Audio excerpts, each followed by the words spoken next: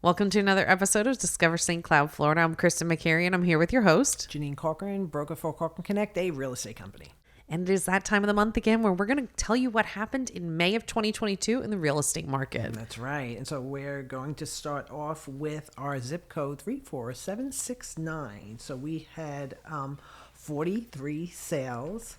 And out of the 43 sales compared to last month at 41 in April, right? Yep. So pretty even for Yeah, 34769. Yep. And what happened in overall price per square foot, and how are we looking compared to last month? So single stories came out. We had 33 single stories, and price per square foot was about $233 compared to that went up a little bit. Yeah, a little bit. It was 221, almost 222 last in April. So that went up a bit. Yep. And then we had 10 two stories, and that one came in about $190 a square foot, and that one went up too. Yep, that one went up. It was $174.55 in April, so that went up. $15 a square foot still. Yeah, so that's pretty good. 34769, seeing some nice price increase action there. Which that includes all of downtown St. Cloud. So Yep, that's like the kinda state nice. streets Yep, and stuff like state that. streets. Yep.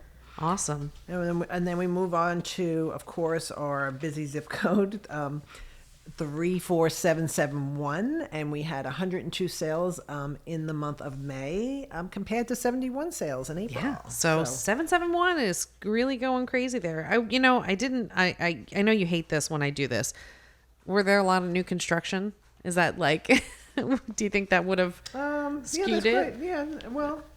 I should probably pull. Yeah, they're quite a bit. Yeah. Yeah, 21, 22. Yeah, there are quite a bit. Yeah. That's kind of what I thought, only because I'm thinking That whole area. That whole area is building up, Booming, yeah. and if their fiscal year was anything, like if it's getting close to ending, and don't forget that you have overflow from Lake Nona too. Yeah, oh yeah, You a know, lot of you it. cross that border and the prices go high in Orange County. Yep. But So what do we have in terms of pricing for 34771? so 34771, we had 61 single stories at $237 a square foot, and 41 two stories at $189 a square foot, compared to single stories last month were $249, almost $250, right? Yep.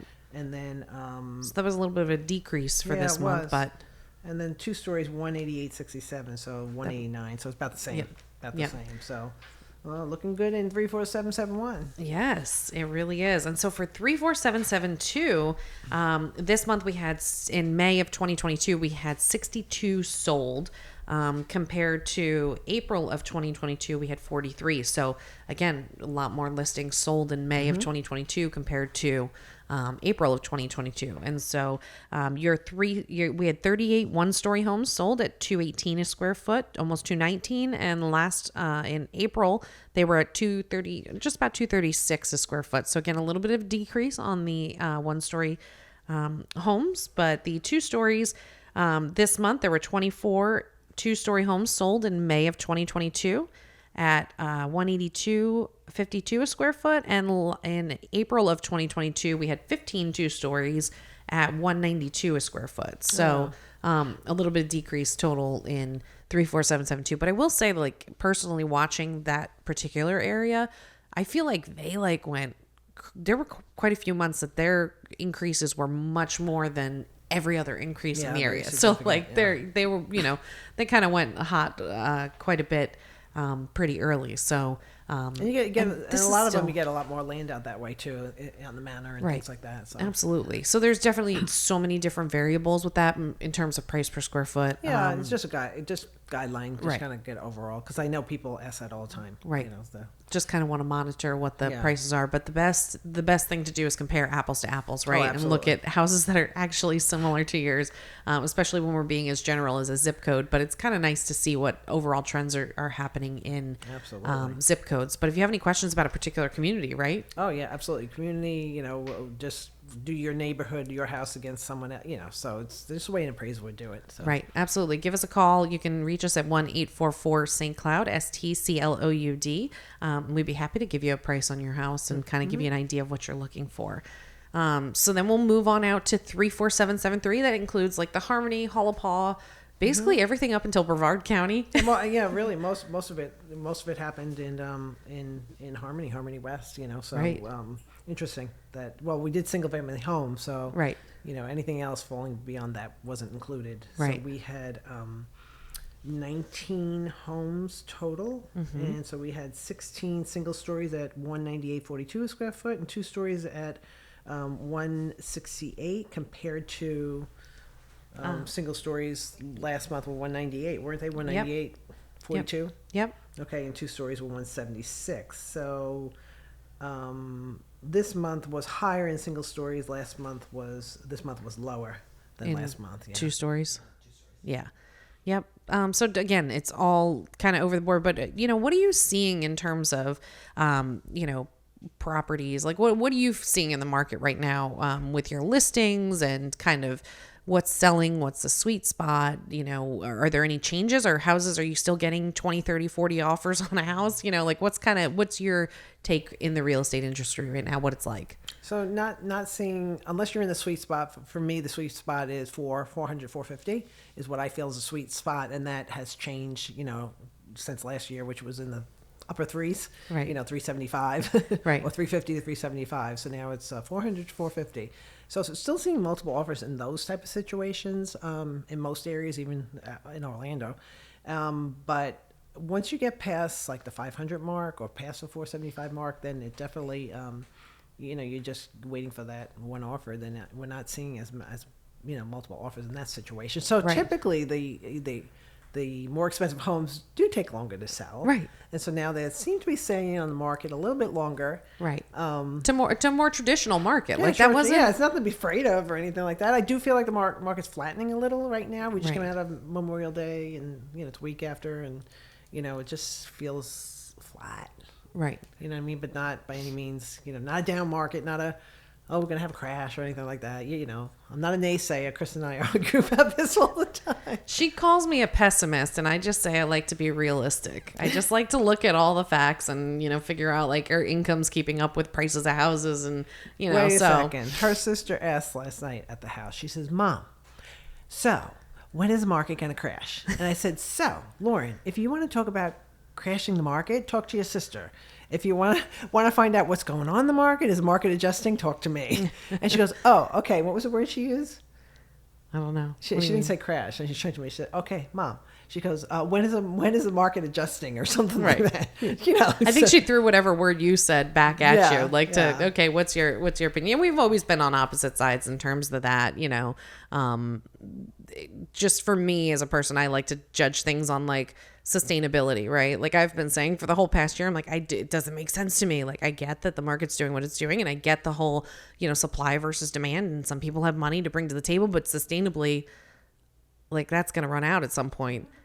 And then people aren't going to be able to afford to like overbid on houses. And so what happens at that point? And I think there's so many different factors that like it's too soon to tell. I'm not trying to say like, oh, we're going to have a 2008 crash, because I don't think that kind of thing is going to happen. It's not the same conditions in terms of lending, and a lot of people are still sitting on a lot of equity. It's the newer buyers that just bought at the top of this market that maybe overextended themselves, but they really were faced with no other choice. A lot of people are faced with no other choice too. You could pay $3,500 a month in rent, or you can buy a house and pay maybe $3,000 in a mortgage, and maybe both are uncomfortable, but like you're gonna own the house, right? What do you so anyway, so it'll be interesting to see how things play out after a hot market. It's always curious to see how it plays out long term, because the last time I bought was in November of 2006, right? And so of course everybody talks about the real estate crash of 2008, but we were one of the first appraisals in our community to have trouble appraising. It came in short like $500. It wasn't a big deal, but like that was kind of like when things leveled. So I'm not saying that like, we've got like the bottom dropping out, because again, I bought a house in April of 2022. So like, of course I don't want to be pessimistic, but I know, I do feel like the winds of change are out there in terms of like, things have kind of settled down. And we've also seen, as you can see with the numbers in the sales, there's a whole lot more houses flooding the market. So we're dealing with a lot of what was fueling it too, was the whole inventory shortage. Oh yeah, absolutely. And I mentioned to you a little while ago that I'm seeing a change even in the builders' behavior. Right. You know what I mean? And it's interesting because about a month ago I had a conversation with one of my sellers, and he's heavy in commercial. That's what they do, build, buy the big, just like the developers. Right. And he noticed key indicators on his. He said the market's doing a little, changing a little bit, and then it follows us, like, right, like right behind it. So what we're seeing from the builders is we get weekly updates from the builders. It's always been, here's our list, send your buyer in and the house is going to be ready and put in your best offer. So they were doing kind of like what we do in resales, like here's our house, come get it, give us your best offer. But now we're seeing the emails come in and they're like, we have these inventory homes. These are available, ready to move in for your buyer. We'll even give them closing costs. We'll even give you a bonus. Like all of a sudden, that wind's changing a little bit because they've been building, trying to keep up with it. Right. And now they're starting to get the inventory, but they're on it. Even though it's still a seller's market, Right. like you said, a lot of buyers, kind of pulled away and said, I'm going to wait with the interest rates going up. Well, and that's just it. Like, because I had a couple of friends that have been in the market looking, and they're at the beginning of the year, they were like pressed. They were like, I got to find a house. I got to find a house. I got to find a house. And then they had no choice but to renew their lease. And so they took on that increase in rent. But now they're like, well, hey, let me just see what happens over the next 6-8 months because I'm already in the lease anyway. So might as well just take my time. The pressure's off. That whole urgency to move isn't there. So, and then of course I know I've been really busy with real estate listings lately. Everybody seems to be listing. So I do think that our inventory shortage is kind of evening itself out. And we are seeing a little bit of that plateau, and I'll be interested to see how things, pan out over the next year or whatever, because I think at the end of the day, like, inflation is still ridiculously high. And so it's hard to see like that houses would crash and you'd get a $500,000 house for $150,000 like you did in 2008 to 2010. You know what I mean? Like, I don't think that's going to happen. It's not going to happen. So, but I am definitely way more pessimistic in terms of like, We should have a little image above us, half full glass, half full, half empty. No, she says half full. I said there's a half a glass of water, okay? I don't say it's half empty. It's a half a glass. Unless I watch somebody drink from it, then it's half empty. So, and I think too that this is my own personal opinion, but I feel like if you're going to get a deal, you're going to get it somewhere between Thanksgiving and the end of the year. Not in the 55 and older because the snowbirds are down. Right. But I think just in our normal, our regular resale market, that's where people that have to get out during those months are pressed to get out. And there aren't as many people traditionally looking over that. Even the past 2 years with COVID, that time, Thanksgiving to the end of the year is just... I always think that's a good time to buy a house or get a deal where the sellers are more flexible. Right. Absolutely. And that's how we lucked out and bought new. And so, I mean, that's even true. We kind of talked about this before, but like off air, but I think that for buyers that are still on the fence that still want to buy, because there's, there's always going to have been a better time to buy a house. Like who could ever put their finger on the exact moment that it's going to be the best time to buy a house? I think owning a house is still a really important thing in somebody's life. And for me personally, the difference in the level of stress that I felt from having housing security, living as a renter, even though we made a lot of money and like we, whatever, like our needs for our family to finally be able to get to the point where we could buy a house, I have been so much less stressed, and I don't really care if I lost half my value of my house tomorrow. I really don't care because I don't have to worry about, am I going to get my lease renewed? Is my rent going to go up $500 a month? Am I going to have to find a new place to live? Are they going to sell it? Like I lived with that for so many years that like buying a house is still really important. And I don't regret buying it now, no matter what happens, in the market. And I think that revisiting those new builds is important for buyers that maybe are on the fence and have kind of felt the same way that I have. Because for me personally, like, the feeling of like having housing security is like, and for the girls too, just having the fact that they can paint the room, do whatever they want. Now it's their own, it's their house, right? It's just a different type of feeling. I know they keep asking me to hang stuff on the walls, and I'm like, no, don't put. And I'm like, oh, I guess you can hang stuff on the walls here. You want your wall black? No problem. Right, go ahead, whatever. We'll paint it later. We'll be here for a few years. But yeah, so that's how we lucked out by going to a builder, like you said. It was literally between Christmas and New Year's. I think we signed the contract on the 28th of December. We really lucked out with somebody had canceled and we were able to purchase an inventory home. And then the interest rates went up from then till when you actually closed, and then your interest rate wasn't terrible. You're 4.6. Right. 4.625 is where I ended up. It's funny. We had dinner last night and my siblings are talking about their interest rates at 2.7 and 3.1. And I was like, okay, of course I'm the middle child at 4.625, but it is what it is. It's all good.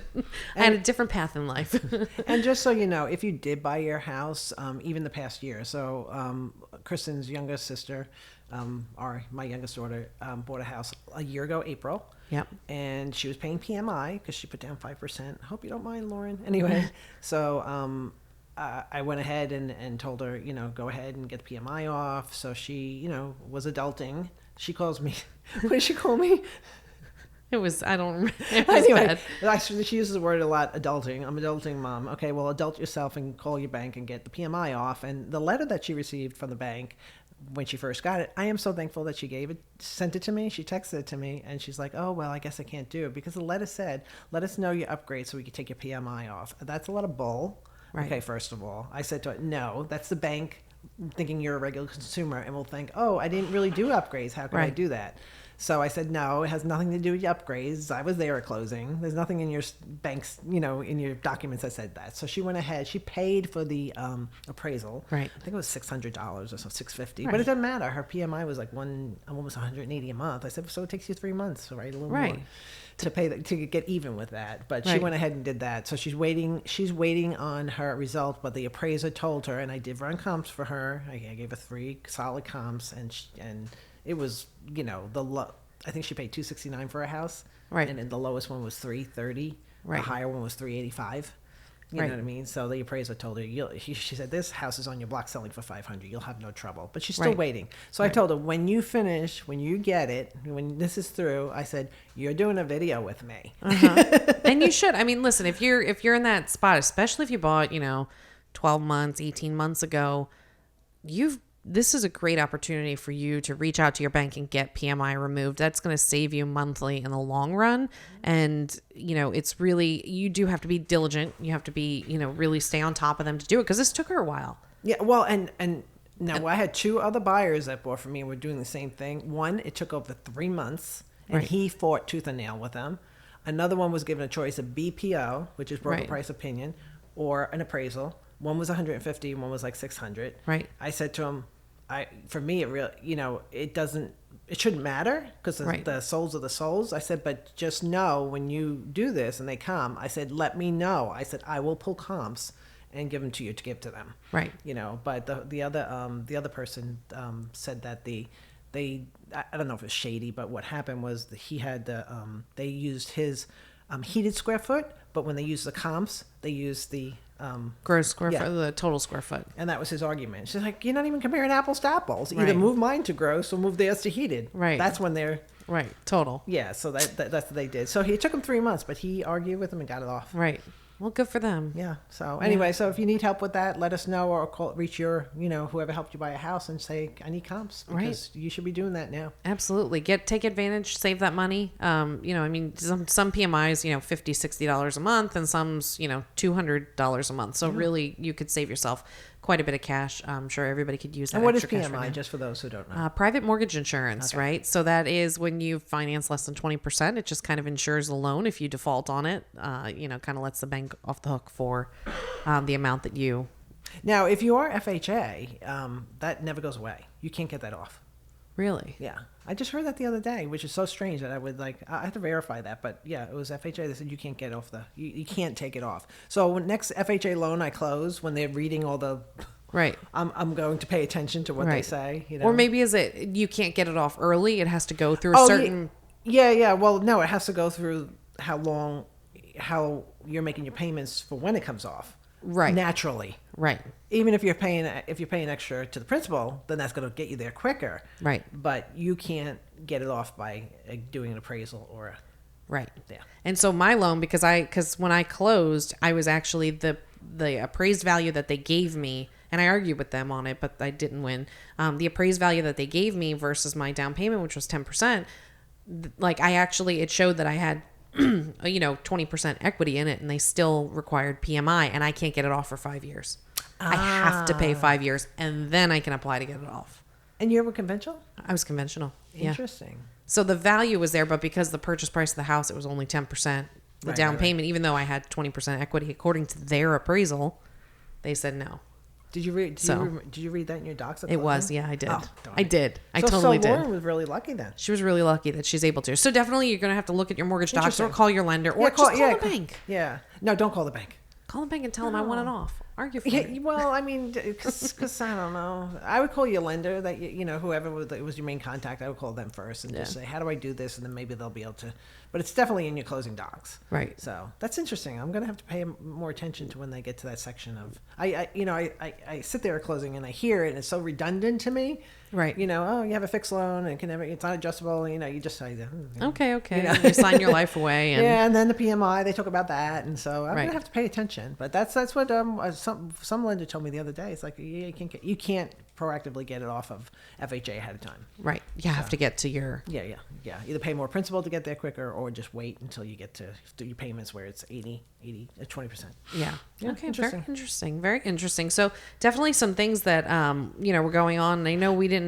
We could talk about it. We didn't really talk about this at all. But the vacant land sales. Yeah, so we had 22 Yep. 22 vacant land sales. Compared to 21 last in April of 2022. Yeah. So about the same. Yeah. But land is such a hot commodity, and It doesn't look like there were any big parcels sold. I mean, the biggest one was for cash, and it was 9.67 acres right. on Abshire Road. Yeah, Yep. but that was the biggest one. Otherwise, they were normal size. Right. Interesting. Up to like 5 acres. Yeah, 5 Nothing like acres. huge, Yeah. huge Craziness. properties. Yeah. Yeah. No. Yeah. So.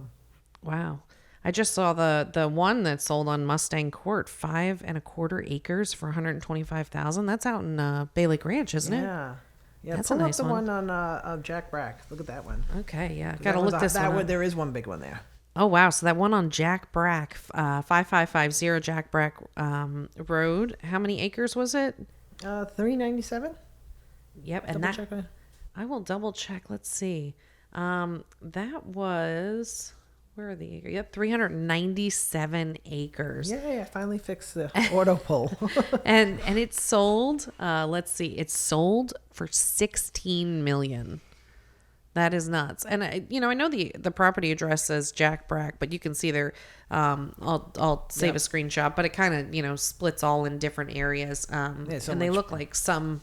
It's big development out there. Yeah, absolutely. So that's down on Jack Brack Road. Cash. So that was the big Cash. one. A lot of cash going on with land. I mean, there's only 2 conventional. Yeah, No, 3 absolutely. conventional. 3 conventional, rest cash out of the 22. Right. And so that's pretty crazy. Again, land is such a hot commodity, especially for developers looking for parcels to build communities on. So definitely a valuable resource right now. And that's the one thing I've always said is, that's the one thing you can't make more of. When Once you it's run out gone, of it's land, gone. that's it. So land is definitely still a hot commodity. So if you're sitting on some acres, you never know. Take a look. I'm sure they're reaching out to you proactively anyway, Yeah. trying to get a hold of that land. So definitely some different things going on in the market this month, and I'm curious to see how it plays out over the summer. Yeah, and speaking of land, we listed a property at Simmons Road, and Yes. that's 5.51 acres, beautiful property. And Simmons Road runs behind the I call it the St. Cloud Loop. Yeah, I think everybody does. Anyway, it's over there by Outback, and what else is there? You got like a Hobby Lobby yeah. and Marshalls. So and that's Ross. the road right before the light when you're coming west and coming out of St. Cloud towards Kissimmee, and it's like I feel like that's St. Cloud to me, even Right. though it's a Kissimmee.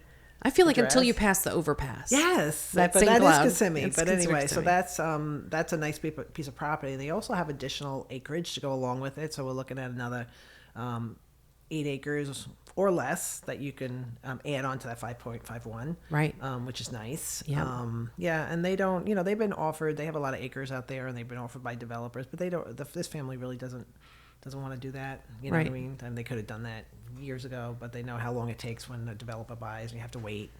Right. Whatnot. So, but it's just a little hidden gem there. It's a little hidden gem. So It for really all those- is. It really is. Isn't the little farm? It's called Hideaway Acres. Yeah, Highway Acres, and there is a whole front part of the land that they board horses and they're not selling any of that. They love their people. They love the people that board, and Right. that's all staying there. Right. So it's just their personal part of the residence that they're selling. Right. So And it's a really cool house. I mean, listen, for anybody that doesn't like a cookie cutter house, this was a really Sarah Suzenka is Oh, you the said that architect. right. Yes. I did. She had this beautiful design, and it's really great for creatives. I'm particularly thinking about like all these Imagineers that are coming here. Like this would be the perfect house for somebody that doesn't want to live in Lake Nona, like because it's got property. It's a beautifully designed house. There has to be like a porch on every. The whole house has a porch. Basically to the corner of where the owner was saying, like the right side of the porch faces due north. Yeah, exactly. They north. did that So for the sun, for the windows. it was so much thought went into yeah. this, and they have these really cool gallery. It's actually the architect called them a gallery, and it's basically the main hallway. When you walk in the front door, it looks all the way down through the master bedroom. If your door is open, you can see right out to the back. But they have all these like little alcoves that you can hang artwork, or you have sculptures or whatever. And so like for me, I was like, this is like a creative's dream, Absolutely. and this particular home has a screening room where they actually do screen films that are in post-production. Yep. They're in that industry. And so like, it's really cool that like they have so many unique features. It's a beautiful house and land, which is really nice. And I was really surprised when we went out there though, how quiet it was. Oh, I know. For being in such a busy area, that's what I mean. It's the name says it all. Hideaway Acres. It really is. It's like tucked back there, and everything's like so lush and green and pretty, and it's serene. And you can't believe that, like, what, a couple 100 yards away is like 192. Yeah. And you just, it's really, really beautiful piece of property. And it does have a 7-stall horse stall. It does. And it has a arena. Right. So A tack room. Yeah. Like it's got a lot of stuff. 3-car garage. Yep. Detached, Detached, and it's Yeah. huge. It's Yeah. not like a small 3-car garage. It's just a really beautiful home. So I'm hopeful that they'll find the right buyer for it. Like I said, I can't imagine that an Imagineer wouldn't want to live in something like this. And the windows are just incredible. I loved them all. Yeah. So beautiful home. beautiful home. Can you show footage while we're talking? Yeah, sure. I'll have Q edit that in. You hear that, Q? Edit note. So anyway, so that's a great piece of property. It's got a little bit of land and some additional acres if the buyer would like it. So, but that's pretty much it for the real estate market. If you guys have questions, comments, anything for us, you can go ahead and give us a call at 1-844-St. Cloud. That's STCLOUD. Or email us at discoverstcloud@gmail.com. We'd love to hear from you, or leave us a comment. Yeah, on YouTube. That's always easy. Yep. Then we know you're watching. Yeah, absolutely. Let us know we're not talking to ourselves, please. But thanks so much for joining us. We'll see you in the next episode. All right. Bye.